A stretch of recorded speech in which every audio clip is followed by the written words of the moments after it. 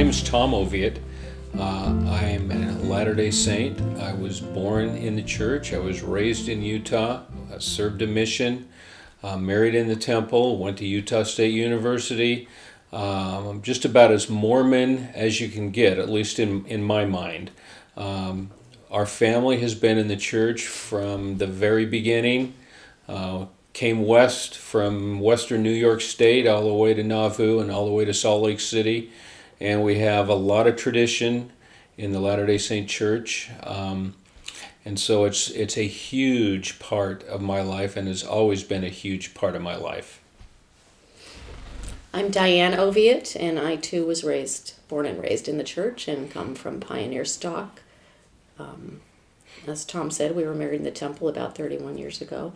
I am a registered nurse. I went to Brigham Young University and got my nursing degree there. I am currently in the primary presidency of our ward and love my calling, probably my favorite calling of all time. And Tom is the assistant scoutmaster. So we're very active in our ward and love our jobs. And I've served in a variety of church callings, young men's president, been in the bishopric, been on the stake high council, have done all kinds of different things in the church, had all kinds of different church experiences, and feel very much a part of being a Mormon and being in the Oakland Stake and the Moraga Ward. Really, the tenor of the church was that homosexuality is wrong. It's a sin. I had no reason to doubt that. I didn't question that. That was what I was taught. And so when my son Ross came out to us, it was quite a shock to me. And initially, I thought, well, listen, that I've been taught this in the church, that this is a sin. We've campaigned against it. I mean, it's just, you hear this all the time. And yet here's my son Ross, and he's done nothing wrong, and this is the way he was born. So somebody's not telling me the truth here. And so it was a big crisis for me.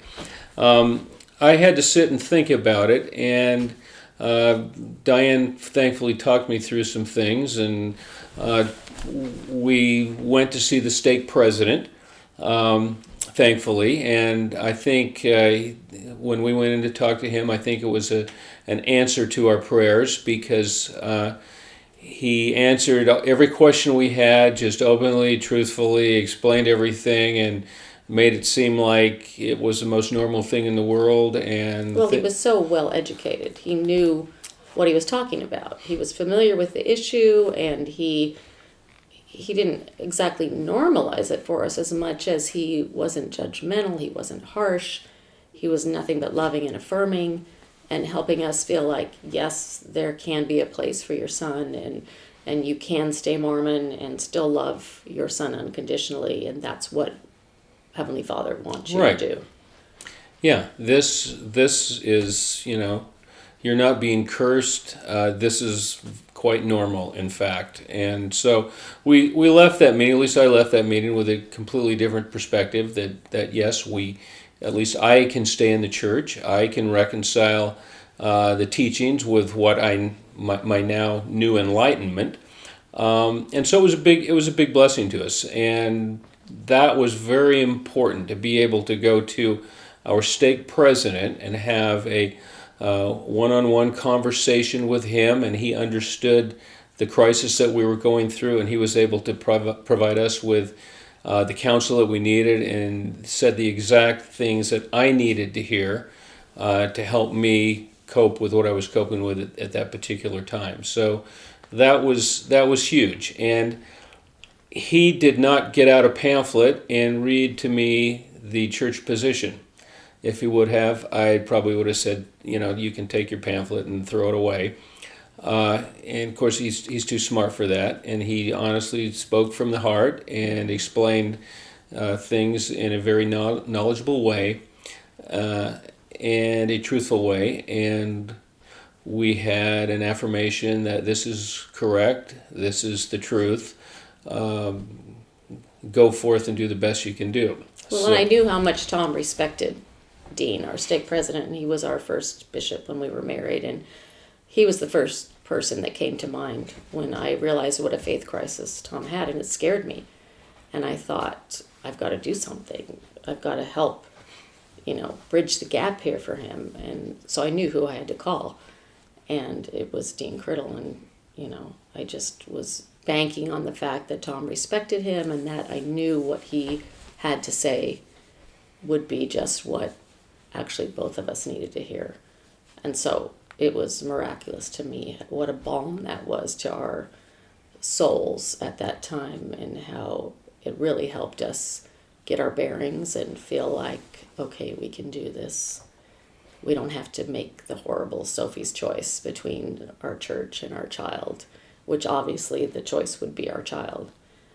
But heart-wrenching to think about leaving your church as well. Yeah, so. It does. It was, it tears your whole foundation out, and you're, not sure what you're going to do. And what's true and what's not anymore. I mean, it turns your world upside down for sure. Yeah, it really does. And then, of course, beyond that, he was working on a way to bring people back together after the Prop 8 situation. And, that was an inspired vision that he had, and I think it worked out very well for the stake. Mm-hmm. Yeah, a lot of healing took place after that, because we were a stake divided pretty much on that issue for sure. Why don't you be more specific about what happened with the Prop 8 meetings and these? Oh. So in the wake of Prop 8, our stake president wisely decided that he would hold a series of meetings with the adults in each of the wards in our stake, in the Oakland stake, where he would he did quote from Dallin Oaks and I think Lance Wickham. Yeah, everything that was in that meeting was an exact quote from a church leader. So there was nothing there that was speculation, his opinion, anyone else's opinion. It was exact quotes from general authorities. But there was language to the effect of, we really don't believe this is a choice that our gay brothers and sisters make to be gay. And then a lot about showing love and, affirming people and making them feel like there's a place for them. Of course, not talking about any of the hot button political issues, or not even really talking about Proposition 8 per se, only that the fact that a lot of healing needed to take place, and that to be followers of Christ, we needed to love unconditionally. And so it was a beautiful message that I think ended up resonating with everyone, and really, I don't think offended. I mean, there may have been some that were offended, but by and large, I don't see how you could. But the key component to me was that he picked people that he knew had dealt with having a homosexual family member, and had them share their stories if they were willing to the congregation, because he knew the power of putting a name and a face to the issue to help people understand. And I had more women come up to me after I spoke and say, I get it now, because all they had to do was sit there and think, wow, that could be me. What if that were my child? How would I respond? I mean, it kicks the empathy issue into overdrive when people who know and love you and know and love your child hear you telling their story and see the emotion and hear about your journey. And so he wisely included those personal stories, and I think that combined with some of the more soothing words of the general authorities on the topic, it was brilliant, and it was really well received and perfect for that time when he knew that there was some animosity brewing and some divisiveness over this one political issue that had larger ramifications in and out of the church for sure. So we felt incredibly blessed to be part of a stake that has a visionary like Dean Criddle at its head, and it made all the difference for us, and I think probably for a lot of other families too. After I spoke in our ward and told our story, it was effectively sort of our coming out. A handful of close friends had known, but I wasn't sure how it would be received. Our ward was totally split down the middle on Prop 8, and I knew that, it was comprised of people who had differing opinions on the whole homosexuality issue, and particularly in the context of the church. The amazing thing was that we had such a positive response to my speech, and just the emotion, the outpouring of emotion from our ward was incredible. People were lining up. I felt like it was a wedding and there was a reception line. People lined up to hug us and tell us they loved us, and that was men and women both. I think the most surprising thing for me was these men who I'd never seen get emotional or shed a tear, full on crying with tears running down their face, hugging my husband in particular and saying, "We love you, we love your son, we love your family. We've always loved you, we'll still love you." It was pretty affirming. And, I sort of expected that from my women friends, but the level of empathy and compassion from these men was pretty phenomenal. And, that was 5 or 6 years ago, and I still get emotional talking about it because it was beautiful. And I felt incredibly blessed, and I know that Tom did too. It was very special.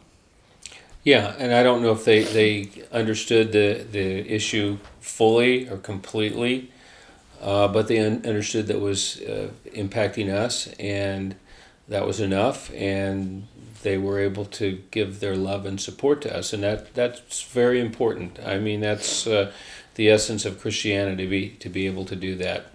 So we really appreciated that. That was a big help to us at that time, and made us Absolutely. feel like we are still part of this ward and we're part of this church. And I loved we can coming go home on. and telling Ross about it. I think it was a huge shot in the arm for him because these were people that had taught him all along in our ward, had been his seminary teachers and his Sunday school teachers and his scout leaders, and to know that they loved him unconditionally and accepted him the same as they always had when they didn't know he was gay, I think was huge for him. And I think it meant a lot to him. It was very, very valuable, and just made our day and made his life, I think, too. Yeah, and it had, I think it had a lasting impact. I looked down the road, and just recently we had the crisis with the Boy Scouts and whether they were going to allow gay scouts to remain in the scouting program. It was very controversial in our scouting district. There was the monthly meeting was one where there was a lot of yelling, and it was not a very pleasant meeting. And the good thing was all the Latter-day Saint Scouters were able to say that they supported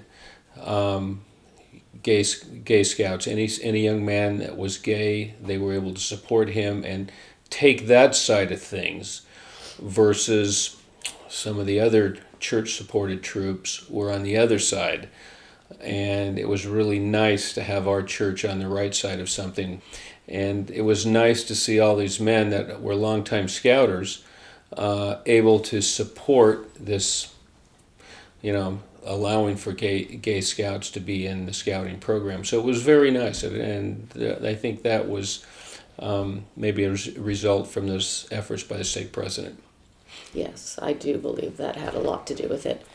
And it makes you proud to be a Mormon when you see your fellow Mormons exhibiting that kind of Christ-like love and compassion, because that's the essence of the gospel. We have had just great scoutmasters in our ward.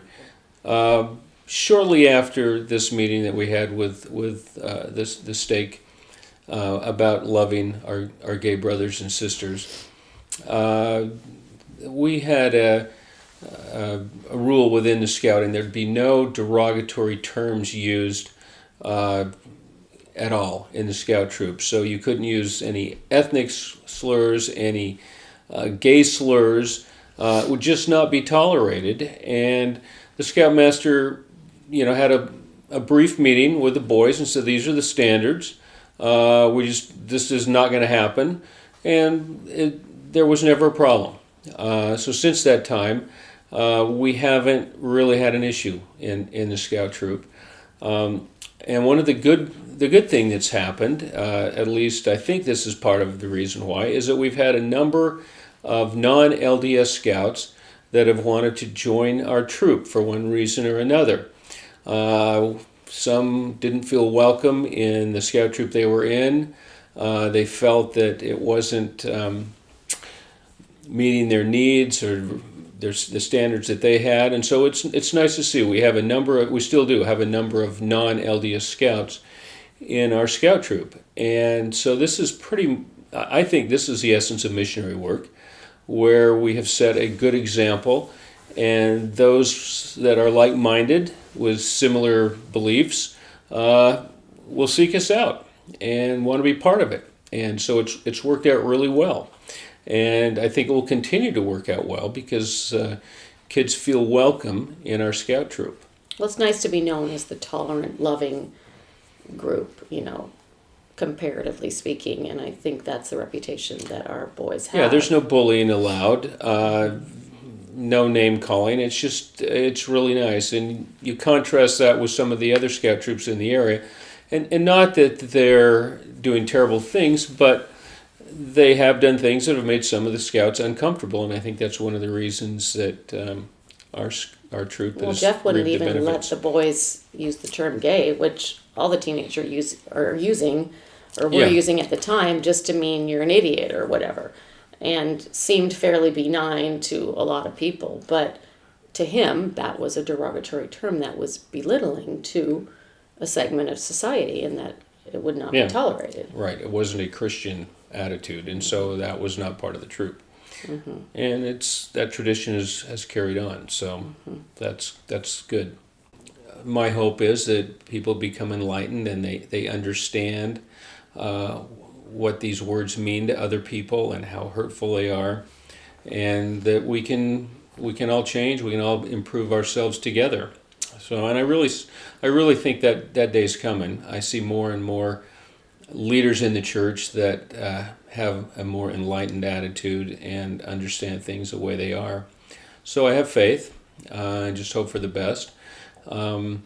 Personally, I just, I look at things a whole lot differently now. I think I have a much more open mind, and I'm able to look at all human beings as God's children, and really don't think He prefers one over another. So if you're Muslim, I don't think He prefers an LDS person over a Muslim person. We're all His children if we are to believe this gospel that we've been taught. So it's really been good for me, because I think now we can, at least I look at other people and can learn from them and accept them and see their strengths. And also realize that we don't have a monopoly on truth.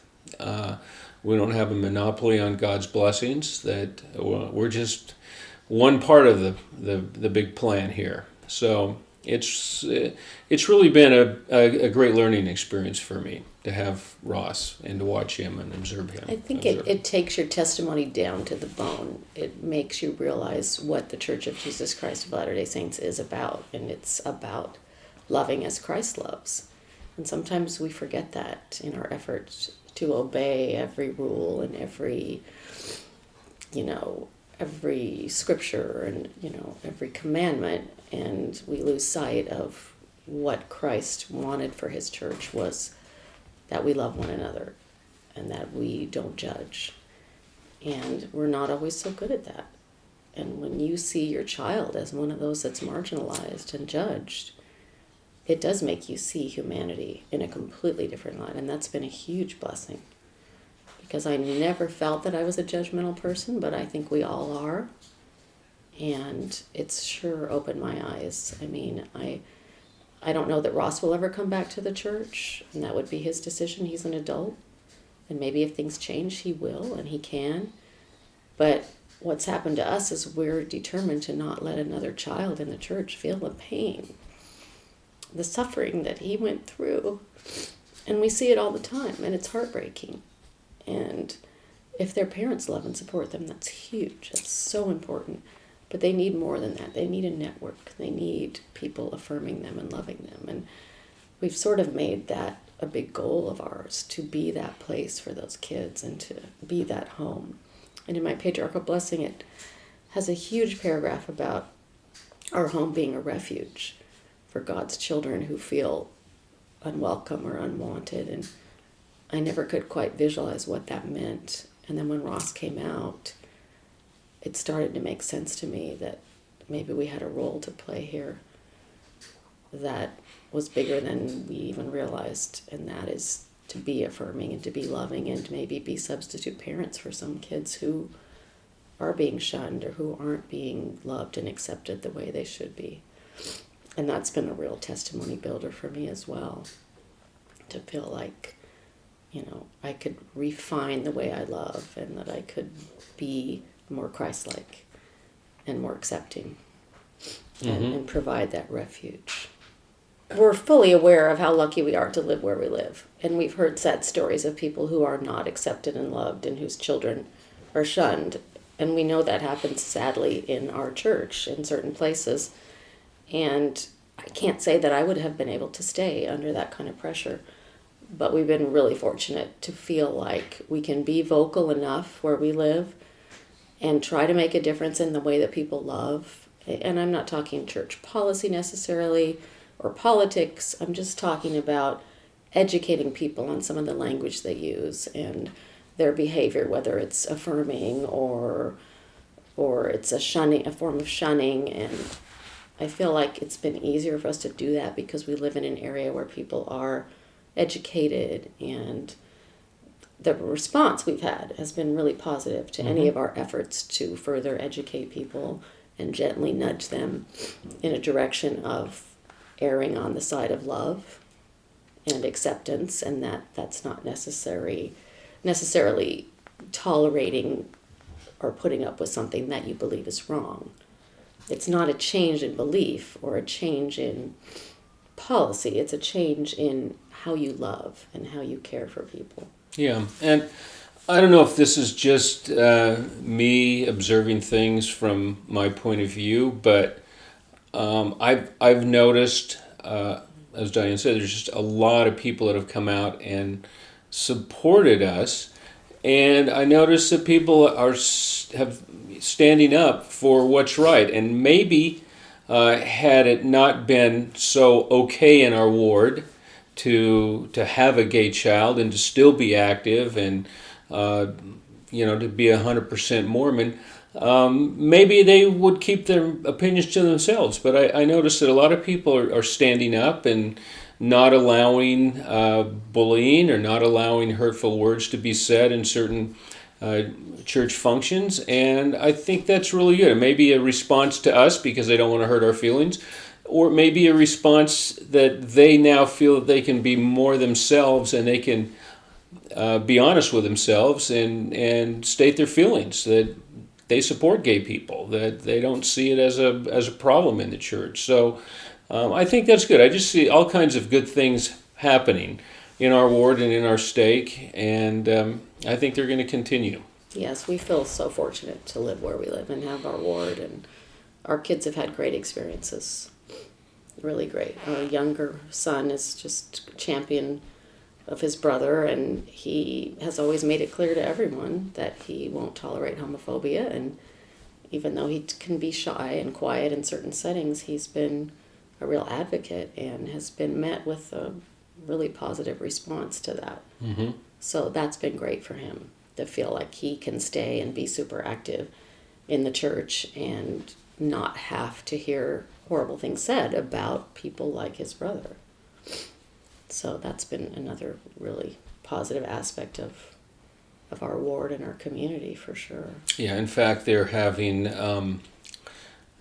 Andy is going to talk at their institute class, and Mitch is going to talk at their institute class. So they're doing an awful lot to help enlighten their fellow young Latter-day Saints. Mm-hmm. So it's really good. As far as us being supportive of Ross, There was never a time where we felt like we would have to reject him because of the church. That idea is just so foreign to me that I can't even fathom anyone doing that.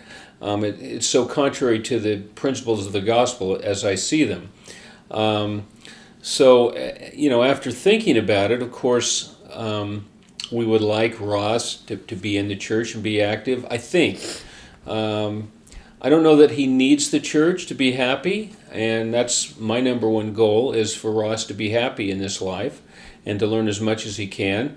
He'll take a lot of things that he's learned in the church to help him do that, but I don't know that he has to be in the church to do that. And so We're just happy he's alive, because there was a time when we weren't sure that he wanted to live, and I can't imagine life without him. I mean, he and I have always been particularly close. We're just a lot alike, and we've had some amazing talks, and I feel like, I've really, to keep him close to us like we have has been so beneficial, because we have influence and we've been able to help him make good choices with his life. Not that he hasn't made mistakes and acted out in kind of despairing moments and, feeling like, why should I live the standards? I'm not part of the church anymore, and that has been hard. But there was never a time when he didn't feel our influence and our love, and he didn't know that we were there for him and that we were wanting him to be his best self. And so we've been able to keep him close. He doesn't live with us, but we see him a lot. He's here a lot. He's, a huge part of our family. And there would be a huge hole in our family if he wasn't here, either because he had taken his own life or had estranged himself or we had kicked him out. I mean, I know those things happen. I just can't even, like Tom said, I can't fathom a parent doing that, but I know that it happens. And maybe not even intentionally, but I know there are wedges that are driven over these issues. And I just don't ever want to see that happen to any children. And I feel like it's my mission now to help parents realize you don't have to choose. You do not have to choose between your church and your child. There is a way to keep both close to you and be true to yourself and do what's right for that child, which is to love them unconditionally and accept them for exactly who they are, because this is who they are. And you want them to be their best version of that and to fulfill all the promise that they have and all the hopes and dreams you have for them that might look different now. But they're really not. I mean, I want for him what everyone wants for their child. Happiness, love, find a partner. I've always thought he'd be such a great father. I still think he will. I have to hope that there'll be a way for him to be one. He loves children. He's fabulous with them. I mean, none of that's changed. I want all of that for him still. It's taken a different form than I thought it would, and that's been an upheaval for sure. But I'm so glad he's here. I'm so glad that he knows we love him and that he is comfortable with us and wants to be a part of this family. Yeah, no, if he would come out to us today, we would be so much better prepared to deal with that. And I honestly hope that other people in the church could learn from our mistakes. We made a lot of mistakes, but it would be just. I would just be so much more supportive now and know exactly the course to take with him. And he may be in the church, he may not be, but I would have been better prepared for that. That's why I think it's so valuable to share stories. And I've gotten a lot of great things from other families and other parents that we've met through this process and networked with. And it's so valuable for people to share their stories. And that's why I've always been such a proponent of being open, because that's how we learn. That's how we help each other in and out of the church. And I feel like the more you can help a parent navigate this pathway between your religion and your child, the better off the child's going to be, the more intact the family can be. And I love the idea that in this day and age, it's so easy to network with one another and help one another and support one another. Mm-hmm. That's really and when good. you hide things and you have shame, that benefits nobody. It doesn't benefit the child, and you're not helping anyone else navigate it. And when this happens to you, you really find out how many people are going through it that you really had no idea about, because it's not something that has traditionally been out in the open and talked about in the church for sure. Kind of has had a shameful feeling to it in the past. And it's sad to me that people had to suffer in silence, without support and without help, particularly the children. And kids are coming out at younger ages now and needing to navigate high school, and that's the time you really want your child to stay strong in the church and have seminary and have their scout troop and the priesthood and all those things that help a child become an adult in the church. Mm-hmm. And it's a passion of mine to try to make sure that these kids can do that they can have that they don't feel driven out as a teenager and set adrift, because the gospel of Jesus Christ has so much to offer, especially for a child, and it's a wonderful way to raise your children. There's so much good there, and I just can't stand to see someone not able to avail themselves of it because of who they are. It just doesn't feel right. It doesn't feel fair. And I want to help other parents know that and feel that they can stay and that their child can be a vital part of their ward and their stake. When Ross came out at the end of his senior year, his priest quorum advisor, an amazing man, had called me on the phone and said, what's going on with Ross? He'd been having panic attacks and was clearly not himself. Been accepted to BYU, and I think the idea that he was going to have to go and keep hiding his identity was starting to really wear on him and worry him. And he was not himself. He was having a terrible time. And his loving priest quorum advisor saw that. They were close, and he was so keyed into the personalities of the boys and, so sensitive to their needs. And he called me up, and the words kind of came spilling out that, yes, Ross is gay, and he's devastated. We're devastated. And shortly thereafter, this man was put in as our bishop. And I think we thought it was like divine intervention, because there was never a more amazing bishop as Andy. I mean, he was incredibly compassionate, open-minded, understanding, loving.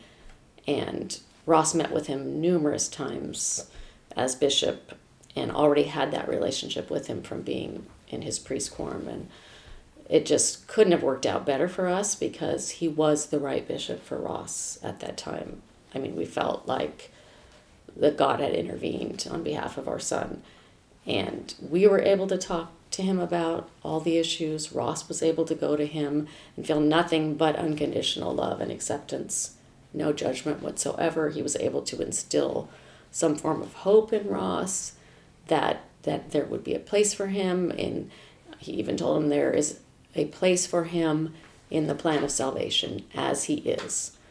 There was none of this, you'll be different in the next life, we can change this. It was, this is how God made you, and he has a plan for you in his plan of salvation, which to me was beautiful and affirming and, I think maybe somewhat unconventional in some wards, in some situations, but it literally saved our son's life. And so I will forever be indebted to Bishop Andy for what he did for our son and for our family.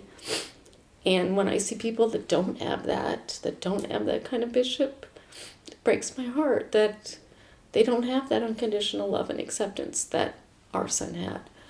It made all the difference. I think it kept him alive.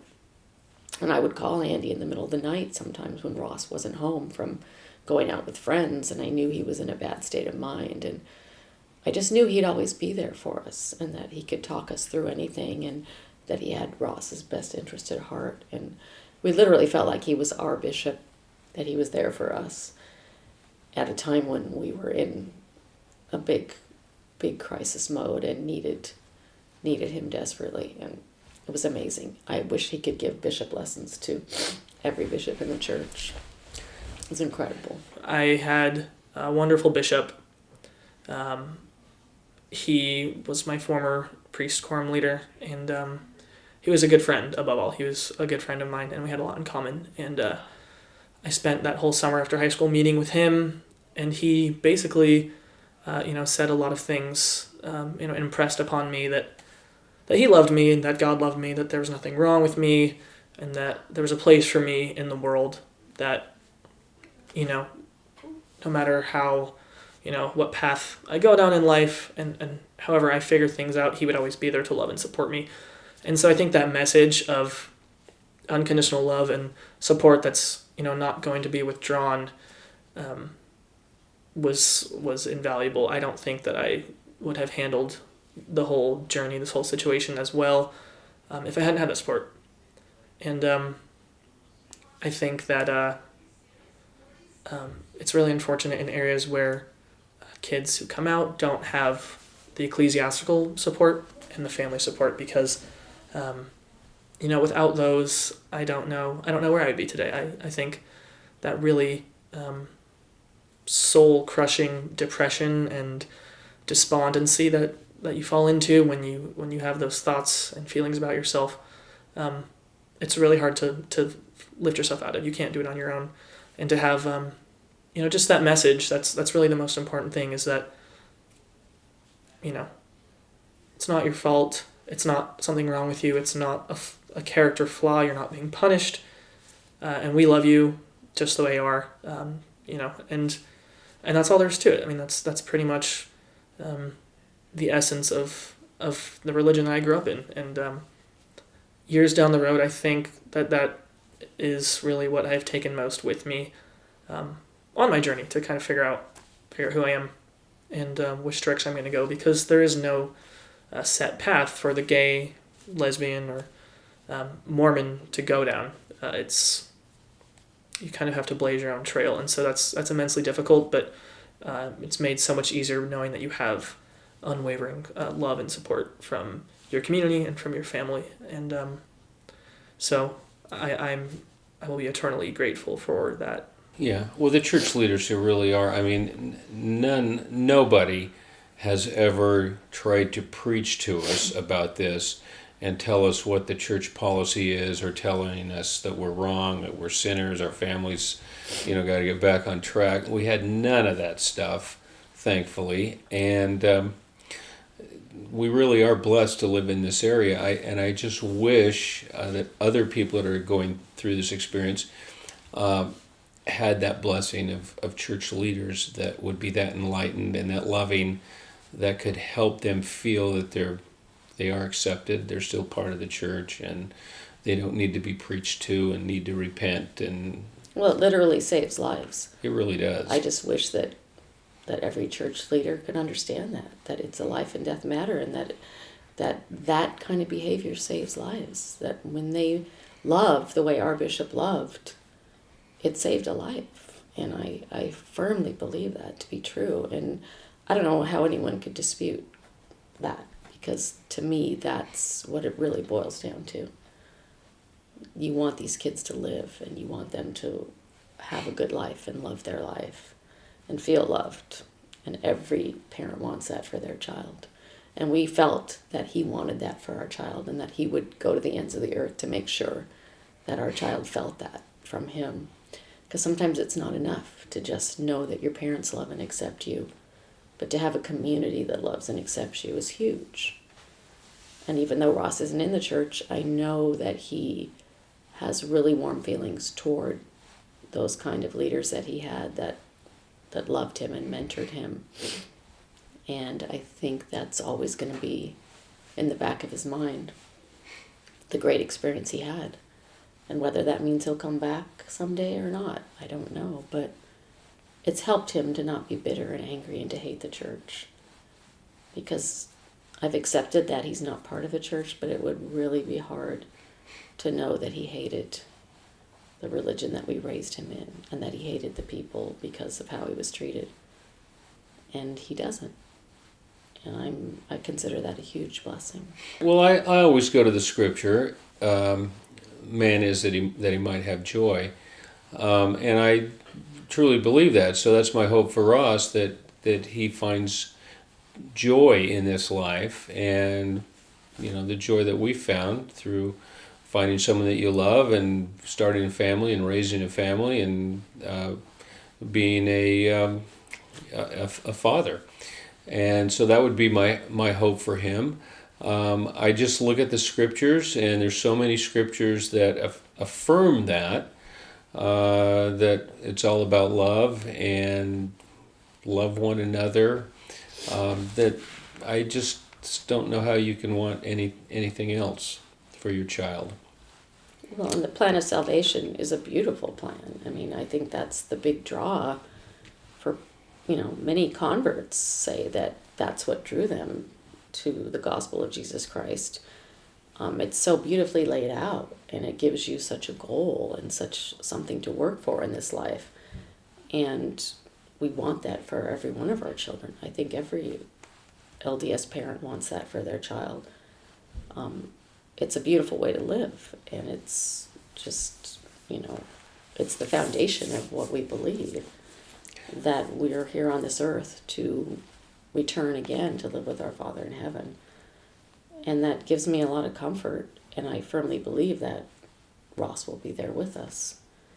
That was hard for me at first. I wasn't sure how that was all going to work out, but faith is huge for me. And I hang on to my faith that the Lord knows what he's doing, and that he's going to make it all okay if we stay faithful and do our part, and that he loves our son unconditionally, and that there will be a place for him at the table. Well, it's not really doctrinally sound to say that Ross or any other gay person is being punished for some reason because they haven't sinned. And so to deny them the blessings of the plan of salvation really, in my mind, isn't doctrinally sound. And you can't really make that point at all any time in the church. And so I think those people that limit the plan of salvation are in error. I think the plan extends to every one of God's children, and it may not be the same for everybody, but I think there is a plan for everybody, and everybody will have an equivalent blessing in God's scheme of things. So that's one thing I've learned, that God's ability to bless us is much greater than I've ever imagined, or I think we in the church ever imagined. And he will bless us, and he will bless every one of his children if they learn the things they need to learn. Well, for me, it's all really boiled down to Jesus Christ being the foundation of our church. That's become paramount for me, and I guess I lost sight of it a little bit at times, but I really love reading about the life of Christ, and the Beatitudes have become so important to me. There's a whole section in my patriarchal blessing about the Beatitudes and how much meaning they'll have for me, and they've come into such more of a sharp focus for me since Ross came out.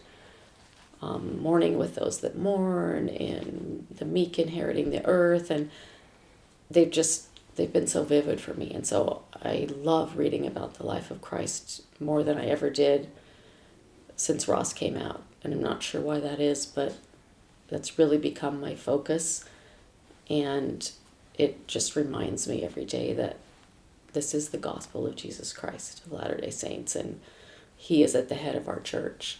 And that brings me so much comfort, because I know that Christ, how he would treat my son, and how he expects us all to treat one another. And I think the Sermon on the Mount is beautiful in the way that it displays that. And so I see these things that were in my patriarchal blessing sort of being brought about in ways that I never imagined. And it's been hugely faith-promoting for me to see the path that I've been on, and where having a gay son has brought me. And I think you feel the same way. It's been incredibly faith-promoting in ways that we never would have imagined. It's made me appreciate the gospel of Jesus Christ even more. We've talked about mistakes we made when Ross came out, and how we would do things differently now, and the learning curve. And I think it's faith promoting to know that we are a church of continuing revelation and enlightenment, and that we're supposed to seek for greater light and knowledge. And we have received greater light and knowledge personally, as a family and as a couple and individually. And that's one thing I love about our church, is that we have the doctrine of continual revelation, and that we are learning and growing. And that's faith promoting to me, when our leaders can say, this was a product of the times, and perhaps we would have done things differently in a different time and place. But the bottom line is, again, we are to love as Christ loves. And that's what it boils down to for us. Family's really important to me, especially now that my parents are gone. I come from a family of 3. I'm the only active member in my family currently. Tom's an only child. And so family means a lot to us in the context of our nuclear family, because we don't have huge extended family. And so our children are really important, as they are to everybody, but this is our family, Tom and I and our 3 children. And we value our family and love them immensely, because we're all each other has right now. And we are so happy that our son wants to be with us and wants to be a part of our family and is around a lot. And he comes home and cooks for us. And, I just can't imagine not having him, because there aren't very many of us. And he's a huge key component that kind of bridges the gap. Our kids are spread out in age and, the different sexes and different personalities. And he tends to be the one that kind of bridges the gap for all of us, and is just kind of the glue that holds our family together. And I'm so thankful for him. I just can't imagine our life without him. Yeah, families has always been very important to me. The concept of families can be together forever has always resonated. It's something that I enjoyed teaching while I was on my mission. Something that I just strive for. Have always accepted that belief that through living the gospel, being married in the temple, your family can be together forever, and never ever question that. That was always just probably the preeminent part of the gospel and the greatest blessing anyone could imagine. So family is just very important to me. Love my kids. Every one of them is just an amazing blessing to us, and could not envision being without them for any reason. I don't think you can separate family and religion. If you try to do that, I think you're in error. Your family is your religion, is part of your religion, and that's just the way it has to be. And so the way I look at things, my number one priority is to help my family get through this life and to learn everything they're supposed to learn and get all the blessings that they are entitled to. And everything else is secondary. So my one thing that I would really like to see happen is helping other fathers that have gay children, giving them a plan to teach their children. I really wish that I would have had that, so that I could reconcile that with a straight child. And I think that's going to happen someday, where fathers will sit down and be able to teach their children, gay and straight, the plan of salvation and what's in store for them. It's something that I look forward to. Being in the primary presidency, I made sure that we resurrected a particular song that's a favorite of mine. It's Carolyn Pearson's song, I'll Walk With You, and we have been singing it a lot in primary. And our chorister even taught the kids to do it in sign language. And I sit and cry every time, because it's beautiful to me. And I want those children to know how important it is to love as Christ loves, to walk with people who, for whatever reason, feel marginalized or don't feel that they're loved or a part of a bigger group. And I never tire of hearing that song. And it's a theme for me. It makes me happy to see those children sing it with such fervor and to see them with their sign language, which is beautiful, acting out this song. And every time our chorister has them sing it, she says, "This is for Sister Oviatt," because she knows what that song means to me. And it has become a theme for our family because I don't ever want anyone to feel that they're walking this path alone. I think it's so important that we are there for one another and that we love other people's children. And that's a theme for me as a pediatric nurse. I love being there for children. And I want to make sure that no child in particular ever feels alone or unloved for any reason. And having a gay son has really brought this to the forefront for me as something I'm extremely passionate about. And I love the fact that I work with children at church, I work with children in my job, and I want to make sure that every one of those children feels nothing but unconditional love. And that song has a particular meaning for me because of that. And I feel like that has become an unofficial theme for our family, that we are determined to be there for people who feel that they have no one. And it's a beautiful byproduct of what we've been through as parents of a gay son. Yeah. So when we think I'll walk with you, that's just such a kind of a simple concept, and we have started to do that, and it's been a real big blessing, and we had such a great time as a family just walking in the San Francisco Gay Pride Parade as part of the Mormons for Equality group. And just a great feeling. Our daughter was there, our son was there with his girlfriend, our son Ross was there, but he was on the sidelines watching us, and I think he really appreciated the fact that we were there. And so just the simple thing of walking along in that parade was really huge. It was a great uniting experience for our family, and it was a simple thing. It wasn't very difficult to do, and yet it kind of defined your feelings and told everybody else where you stood. And the signs that were made, I know Roy and Des, his girlfriend, put a lot of thought into the signs and had a really good time. And there's some wonderful signs, and they were all over the internet, and it was a great experience for everybody, just to walk. And I don't think you need to do a whole lot more than just support people and walk with them, and that fact alone I think is really beneficial. And I think about the people in the ward and stake that have shown a willingness to walk with us, and it was very important to us at certain times and remains important. And I think it's the part of the church that we love the best. Yeah, I like the concept that you don't necessarily have to agree with me. We don't have to be on the same page.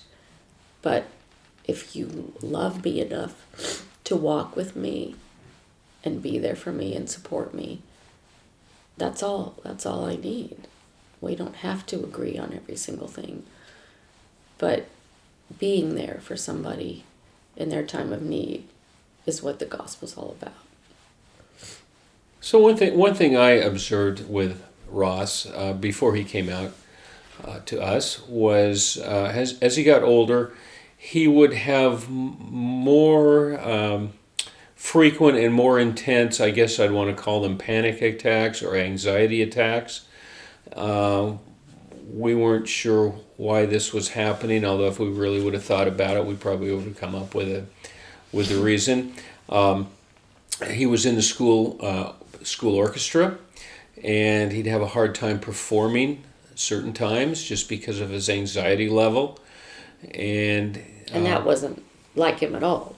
That he hadn't been like that prior. no, he's always been very gregarious, able to function in any kind of social situation, enjoyed performing, enjoyed athletics, speaking in front of people, no problem. So when he had these episodes, it was disconcerting for us, and we, didn't know what the reason was or what we could do about it. And looking back on it, of course, we understand he was dealing with the stress of coming out with, who he was. Well, it was at the end of his high school. It was his senior year, and he'd been accepted to BYU, and I think that's when the anxiety really set in about, wow, I'm going to go to a church school and have to hide my identity forever because there's no coming out at a church college. And I think just worrying that he would feel marginalized there and feel uncomfortable, and someone might guess his secret. And that's when it kind of all came to a head, was after he'd been accepted to college. That's when I really started and to he notice. did receive a scholarship. So from my point of view, boy, that's the greatest possible thing we could have. He gets a full ride scholarship to BYU. What a blessing. This is what we really have always wanted. He'd been accepted to some other schools here in California, and it was just sort of a given that he was going to go to BYU for a variety of reasons, but not the least of which was, as Tom mentioned, the money issue, that who's going to turn down a scholarship. And so I thought he'd be more excited to go, and I could tell he was kind of faking it. And then when he started to have these anxiety attacks, it was dawning on me that that's probably what it was, because I had had my suspicions for sure that he might be gay. And I think we had talked about it once or twice prior, going, wow, he sure reminds me a lot of my brother, who is gay. And so I'd had the fear and the suspicion and sort of just pushed it down. And so that senior year was hard for him. He was really stressed out. And I was a little worried about him coming out, not knowing for sure how Tom was going to handle it. And so I did wait until Tom and our youngest son, Roy, were at scout camp. And then I sat Ross down at the kitchen table late one night and just said, we need to talk. I think there's something you want or need to share with me. And since the rest of the family's gone, let's talk about it. And then it just came tumbling out. I mean, I think I even said to him, you're gay, aren't you? And then he just started sobbing. And we talked into the wee hours of the night about what that meant. And that's when he sobbed to me and said, I don't even know why I'm going to go on. I don't even know why I'm alive. I mean, I can't go on a mission. I can't get married in the temple. I can't have children. I can't do any of the things that I've been taught to want and that will make me happy. And I don't want to be this way. I don't want to be gay. And I just hugged him and said, it doesn't matter. We love you. We love you unconditionally. We're going to get through this. It just was a several-hour process of me reassuring him, and all the reassurance in the world couldn't take the pain away. I think it went a long way. And then I broached the topic with Tom privately when he got back from scout camp, just to sort of brief him on what had taken place, and before he spoke to Ross. And I think that was good, because I didn't want Ross, I think he was more worried about how his dad was going to respond for sure. And I didn't want him to see the panic or the worry or the fear in his dad's eyes. And so it worked out well, I think, don't you? That I briefed you ahead of time. Yeah, it was good. But that whole summer before he went off to BYU, he proceeded to be depressed and to be anxious and suffer terribly. And we took him to therapy, and we did everything we could think of to help him come to terms with it and feel better about himself. But we sent him off with fear and trepidation, knowing that he wasn't in a good place mentally. and worrying about what it was going to do to him to be in that environment of a church school. His sister was there, and so I knew that was a good thing and a comfort, and that she had some good friends that would probably be accepting and affirming of him, more so than maybe some of the other students at BYU. But it was a scary thing, and he proceeded to have a really hard time in Provo. And it just, while he was there, Prop 8 became an issue, and that further entrenched him in this feeling that, yes, I am not worthwhile, and I don't fit, and, I am a bad person, and, there's no place for me in the Mormon church.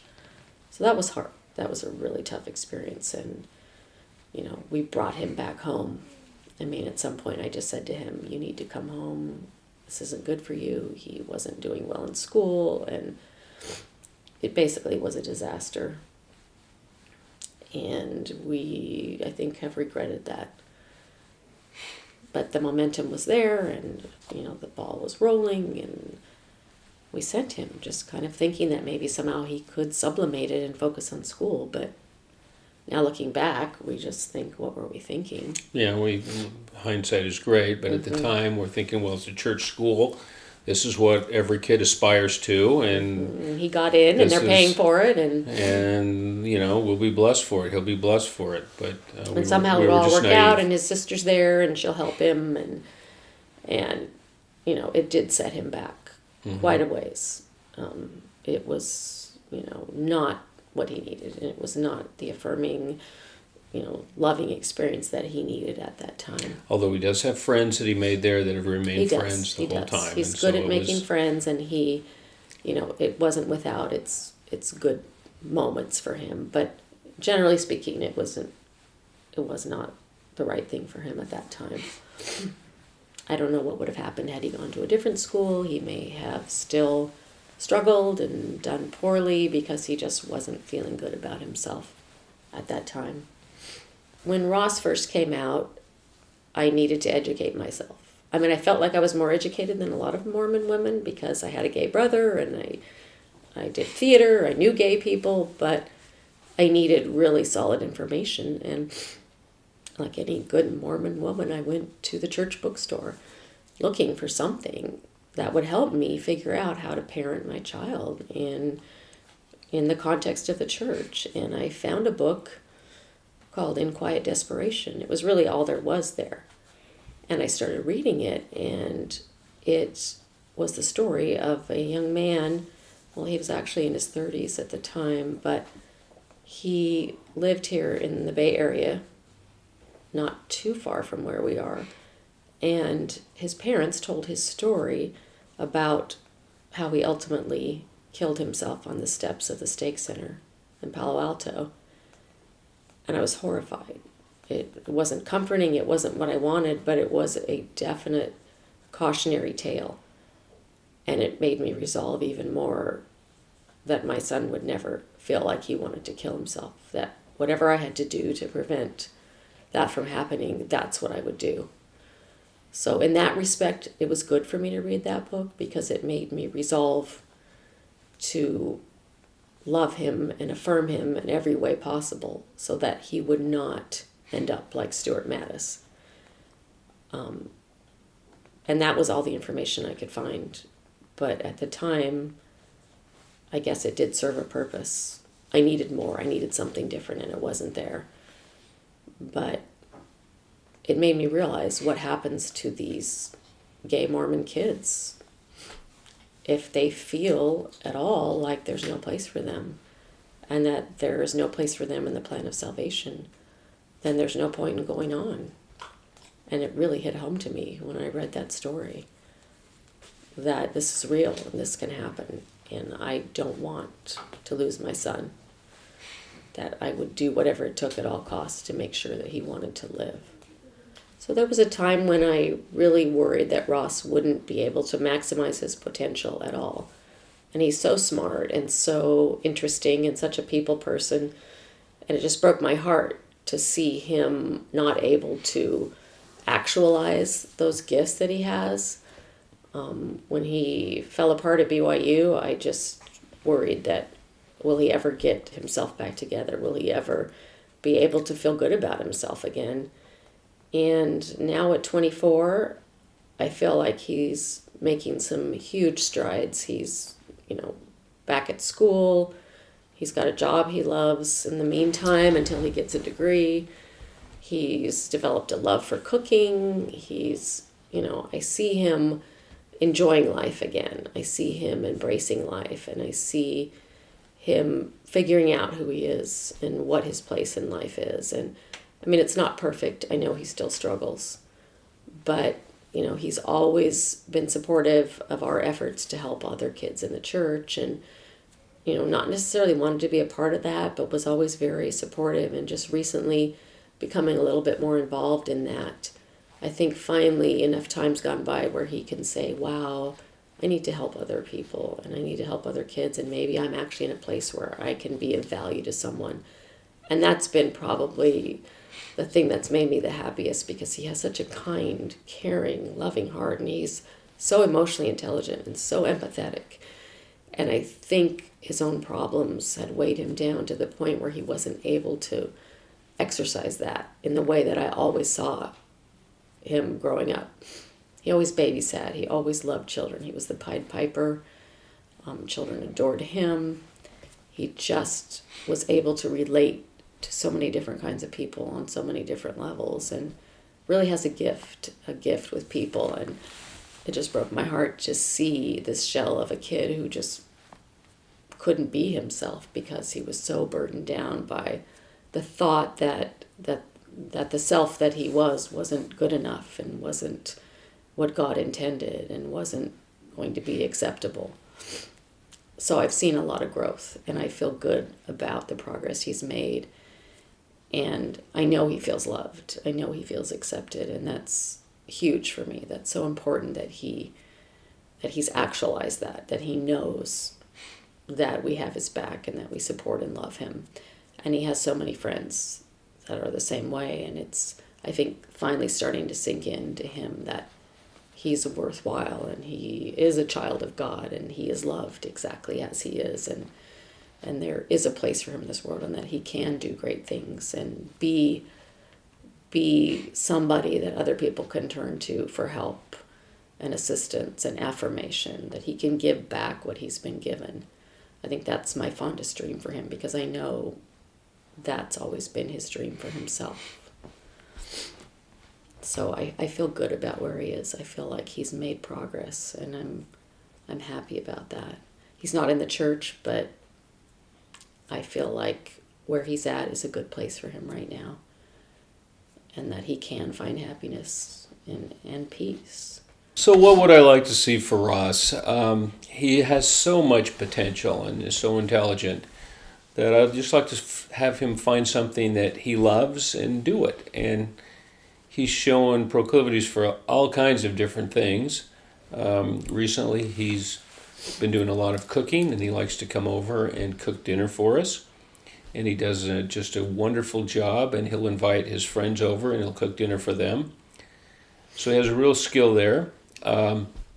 He's stated that he would like to get into medicine of some form, and we just are supporting him in that and want him to do that.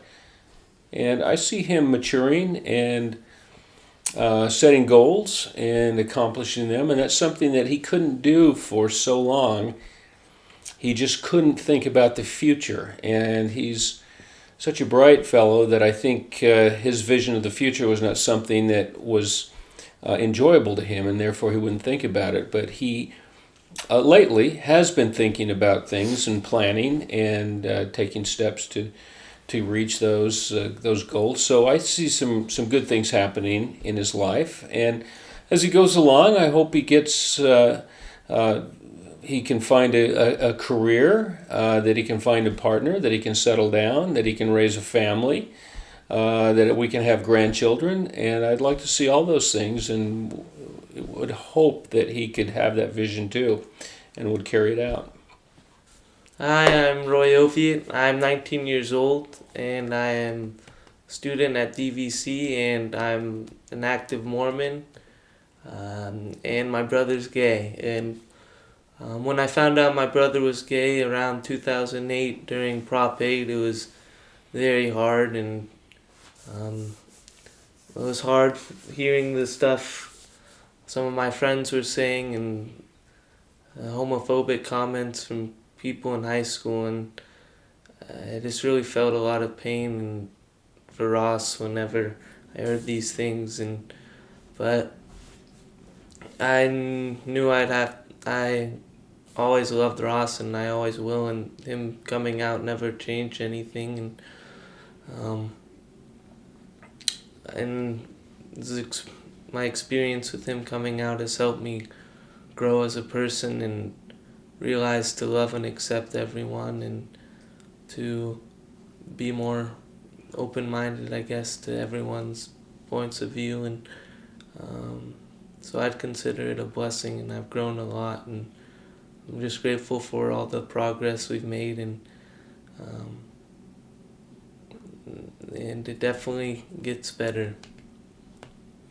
Well, I marched in the Gay Pride Parade in this past last June, in 2013, and it was my first time marching, and it was really an awesome experience marching with the Mormons, and we made signs, and it was just awesome. The amount of love was overwhelming, and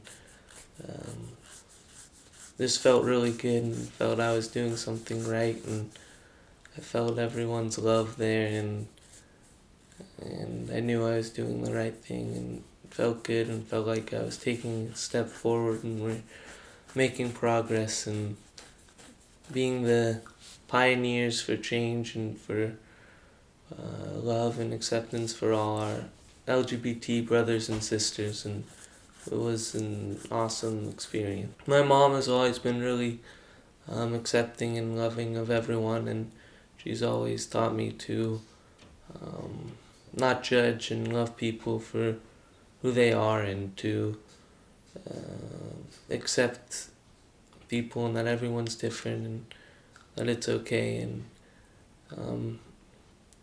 my dad wasn't always that way, and he was a little narrow-minded and conservative about the whole gay issue before my brother Ross came out, but he's gotten more accepting and loving and more open-minded to it, and so, but overall my parents have set a good example for me in that way, helping me be more accepting of people.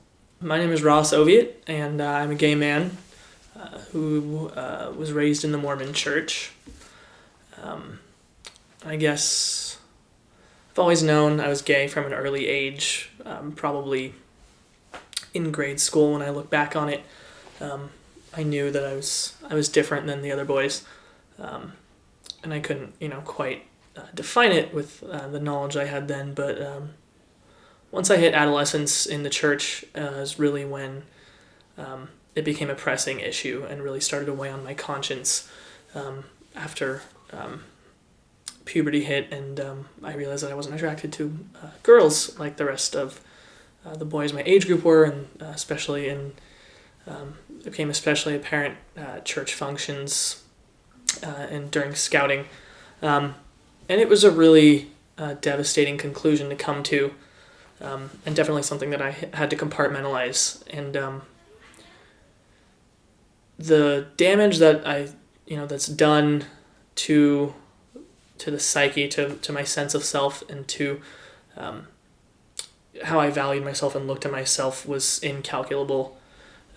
It really, for as much as I loved growing up in the church and as many things I loved about it,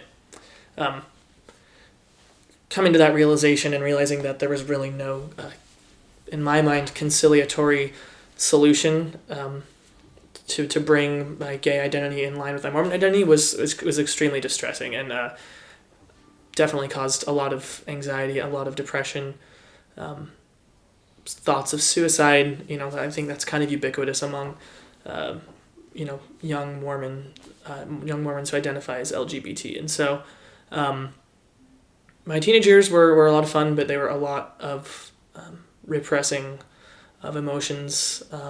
And I felt in a sense that keeping that secret so buried deep within me inhibited me from being who I was, from loving other people and from loving myself. And I think a lot of the internalization of that vociferous rhetoric that you hear from the church pulpit, or doctrines and attitudes that are implicit in the words that are spoken.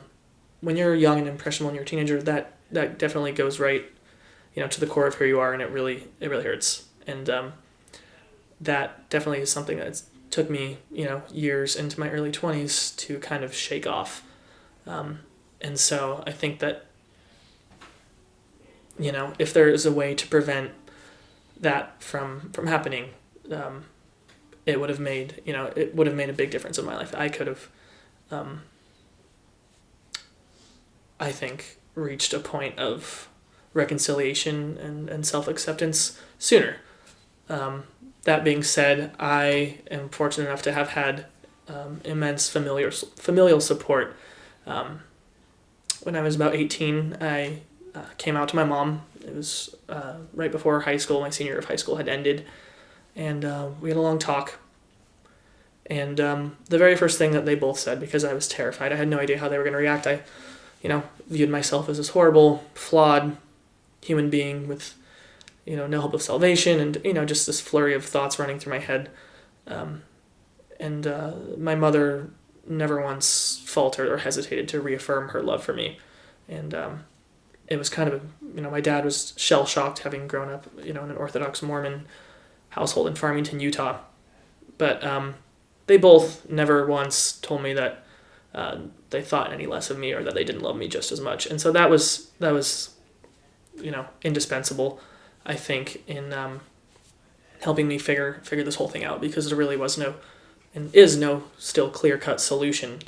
And my church leaders too. I think one of the biggest misconceptions and fears that parents have, and probably fears that my parents had as well, is that when they hear that their child is gay, they have this whole host of associations and images in their head from what they believe to be the so-called gay lifestyle, and worry that their child might descend into the depths of moral turpitude and so on. And I think the most detrimental thing you can do is to turn your back on your child in that circumstance. And so having my parents be there to continue to support me and have this, this network of support from church leaders and ecclesiastical leaders kind of helped me to retain a lot of the values that were instilled in me growing up in the church. So I didn't throw the baby out with the bathwater, so to speak. And there was some bitterness and resentment at first, and I felt like I was angry, but I feel like I was able to hold on to a lot of the principles of the gospel, which are, of love and charity and faith and compassion towards your fellow man, and working on the betterment of self, and just to be a good moral person. And I think that that framework that I was set up with really helped me to hold on to that. And so I can't stress enough how nice it was to have my bishop who I could meet with, and I could talk to him about my fears and my anxieties and my worry that that I had no future, and I was standing on this existential cliff with no other option but to jump. And they kind of told me, no, there's a lot of options out there for you. You have your whole life ahead of you. And it was nice. I could talk to him. He told me that if I were to ever have a partner, that without question, without a doubt, I would be welcome over for dinner. And so just to hear those types of things were so affirming, when I was expecting the reaction of those around me to be similar to how I felt about myself. And really a lot of I think what any gay person will tell you when you come out is that the most difficult thing to overcome is your own internalized homophobia. I think you could have other people accept you, but it takes a while for you to reconcile that with yourself. But it makes it so much easier. It mitigates a lot of the hurt and a lot of the pain, and having that support made my personal journey towards self-acceptance that much, it facilitated it. Made it that much easier. It made it less painful, and ultimately, I think that's why, I've turned out to be, happy and well-adjusted, when for the longest time I thought that, I go down one road for misery and I go down another road, which also would be miserable, but I found that there is a path to happiness, and I attribute that a lot in part to the kind of, the upbringing I had in this area, and with the ward and the stake that I grew up in, and this confluence of factors of support in the face of all this really vitriolic rhetoric that tends to really bring you down when you don't have people to help lift you back up out of that. So I am very close with my family, and very fortunate to be that close to have those types of relationships. I feel like I can talk to my mom, chiefly my mom, about anything. I can ask her advice on on guys that I have dated, or an ex that I dated in high school, and I feel comfortable talking to her about that, and that's monumental in making me feel like there's nothing different or nothing wrong about me, and same with my brothers and sisters. I have no problem just engaging in normal talk and expressing this fundamental part of me that's ubiquitous to all people, and so it's been great being able to just have that normal family dynamic and know that they're always going to accept me, and I don't have to really hide any part of myself around them. It's definitely a big burden that's been lifted off my shoulders. I think that for as much pain and suffering and as much strife that we all went through, my parents especially, and myself, a lot of good has come out of it. I think it's been an immense blessing now that we've come to this point where we're at. And one of the principal components of what the church teaches is that adversity is what strengthens you, and you can't feel the fullness of joy without having experienced that. And I think it's really opened all of our hearts and minds, myself included. I think we're all better people for having gone through this. I think it's caused us all to kind of look at each other and look at humanity from a totally different perspective. And it's kind of easy to, when you're raised in an insular community like the church, to not really engage or be too aware of those types of issues. And so my brother and sister have followed my parents' example, and have been even more compassionate and rose to the occasion, and I feel like a much better person. I feel like having been through that suffering and that adversity, I feel more in tune with the suffering of others, and the Christ-like love and compassion that's so fundamental to Christianity and to our church. I feel like that has grown immensely among all the members of my family, and we're now, I think we're all much better disciples of Christ because of it. I think it has allowed us to see the world through a totally new lens, and really expose us to a side of humanity, and really the full, fleshed out version of what it means to be human. And it's been cathartic, and it's caused us to grow, and I think that's really what life on earth is all about, is learning to navigate life like that, and to appreciate struggles and adversities and nuances, and look for the good, look to everyone as Christ would see them. I see a very bright future for myself going forward. I think after spending a few years really kind of torn apart, trying to walk this tenuous line, I've kind of reached a point now where I realize that I can be happy, I can be a good moral person, and I can make a difference in the world, and that there are people who love me, there are people who need me, and there's so much more ahead of me, and the best is yet to come. And so years down the road, when I'm finished with school, I'd like to go into nursing. Like my mom, we both have that same love of humanity and compassionate quality and that, I'd hope to, one day, be able to be a traveling nurse, maybe work with,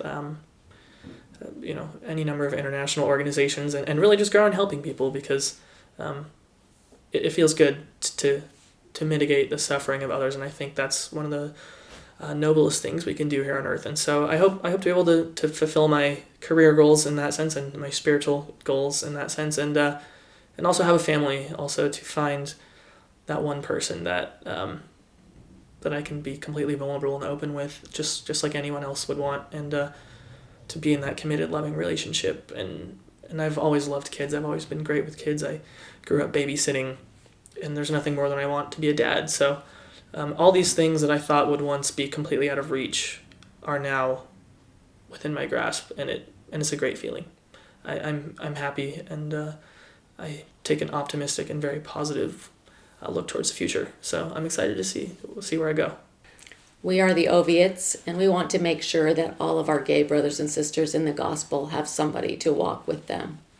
And we'll walk with you. I'll say what you want.